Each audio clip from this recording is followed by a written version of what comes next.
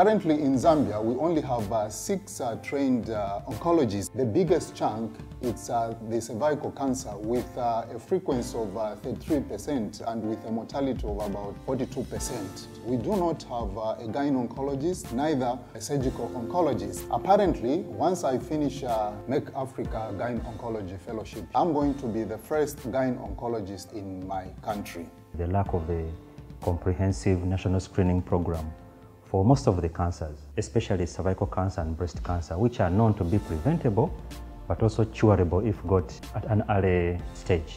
Cancer is ranked 5th cause of death in Rwanda. Annual incidence among female is 145 per 100,000 people, and among male is 130. So in terms of clinical care, we are still lagging behind. I was impressed in the first place by numbers of patients. Tata Memorial Hospital and different cases of cancer. It exceeded my expectation. I've never seen this number of patients in terms of cancer.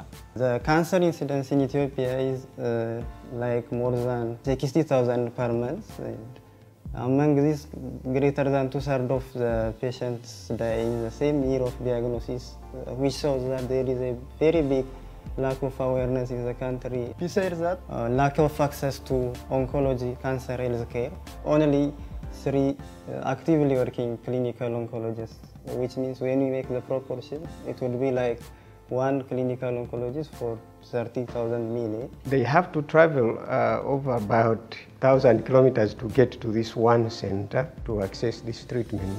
The cancer care in my country is centralized. The main reason is infrastructure, which is expensive, the medical equipment, which are also expensive.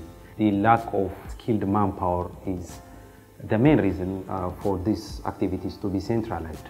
This is a country of 40 million people with less than 10 qualified medical oncologists. But because in the peripheral hospitals we don't have people who know how to diagnose cancer, the diagnoses are made late. So at the end of the day, we end up with poor outcome in our cancer patients. Cancer management is not done by one individual. The appropriate management is multidisciplinary. You need surgical oncology, palliative specialists, nurses, paramedics, radiologists, interventional. You need a lot of well-trained people. Merck Foundation giving me this opportunity to pursue a 1-year course in adult medical oncology has been a great opportunity. I've been exposed to management of people from the extreme, those who present early and those who present very late. In other words, how you tail out some treatment for somebody who presents late, how to tail out some treatment for somebody who can't afford very expensive cancer medicines and still get a benefit and a good quality of life.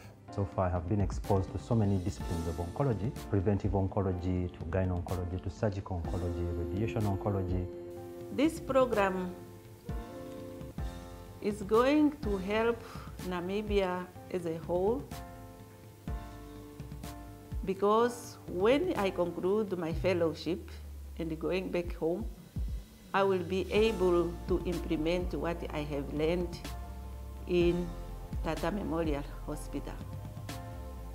This exposure, this training is going to bring to 4 additions that have been lacking for the past years that our cancer center has been in existence. In addition, it's going to provide also a platform for linkages with my colleagues that I've met, also to improve on the cancer care as a region, also to participate in cancer research, and also the huge numbers of patients that you tend to see, and that gives you a much needed exposure within a shortest period of time that you can have. Being a world-class center in the evaluation of children, I've seen full workup where a patient is fully evaluated, assigned a proper risk category, and then taken through the proper treatment. I've also spent time looking after at how patients are followed up thereafter. My expectation from the training is just to mention, one is to upgrade and to update my knowledge and skill. And the second is after the training, just to go back and to expand. One, this is just to start the fellowship program in pediatrics and child health and to increase the quality of the service and to engage in research. With this good exposure of varieties of cancers, I hope to be equipped in skills. It will make me be better clinician and educator and a researcher.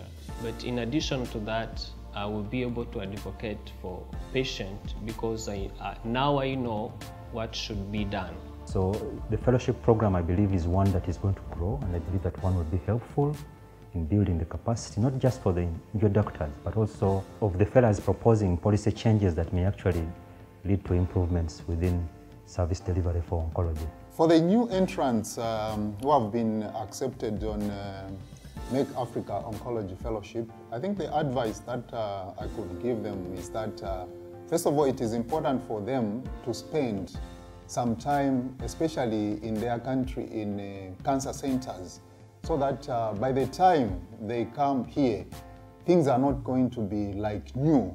I know we come from different backgrounds, but one of the things I've come to learn, I think that will cut across, is to utilize this training exposure much to appropriate your country's needs, because I think we are different. And as such, you need to make use of the shortfalls that you have in your country so that you can be more useful when you go back. A great honor, and thank you to Merck Foundation for giving us this opportunity and privilege to come and gain knowledge, experience, and go and help our people back home. So I really appreciate the great initiative taken by Merck Africa Oncology Fellowship Program and the leadership initiatives of Dr. Rasha College.